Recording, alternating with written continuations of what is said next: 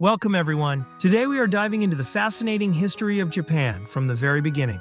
We're going on a wild ride through centuries of samurai, emperors, and anime. Yes, even anime.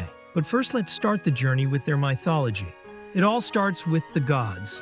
According to legend, Japan was created by Izanagi and Izanami. These two were the celestial deities who gave birth to the island of Japan. And the second theory of beginning of humans in Japan is Baijoman people, which was around 14,000 BCE when Japan was just a bunch of islands. I don't know exactly where they came from, but I think they probably came from China. And the thing we do know is they were really good hunters and painters. And this caveman era stayed for a really long time until 300 BCE, which was called the Yayoi period. Rice farming is now the new hotness, and people are starting to settle down and forming communities. This is also when the mysterious Haniwa appear. These clay figures creep me out a little bit. And things remained same like this till 4th century. And now the real fun begins. Enter the Kofun period, where giant burial mounds start popping up everywhere.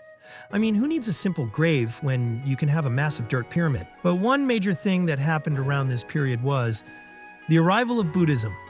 It reshaped Japan's art, politics, and philosophy forever. Prince Shotoku became a cultural icon, establishing Japan's first constitution in 604 AD.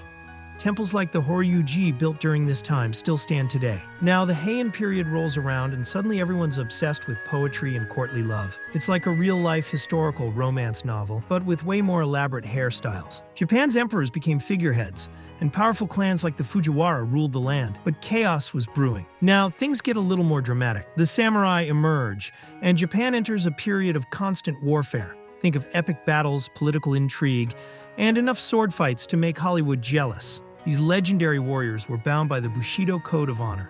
Samurai clans like the Minamoto clashed for control, and the first shogun military dictators emerged. After all that chaos, the Edo period brings a much-needed period of peace. The Tokugawa shogunate takes control, and Japan goes into self-isolation for a couple of centuries. This is when things like kabuki theater and the tea ceremony really take off. Back in the days, Japan was torn apart by feuding warlords, and in Edo period, it was unified by Oda Nobunaga, Toyotomi Hideyoshi, and Tokugawa Ieyasu. And finally, we arrive in the modern era.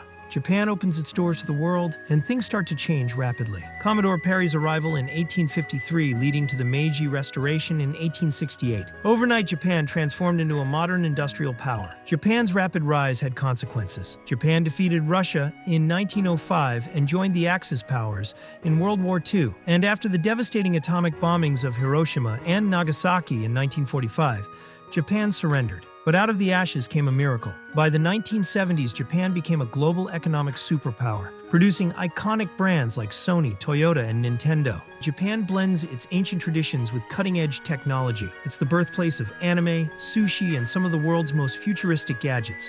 Despite challenges like an aging population, Japan remains a cultural and economic powerhouse. So guys, thanks for watching, and if you want me to upload more videos, then drop a like. And don't forget to subscribe too. And you can also tell me which country's history you want next. Peace.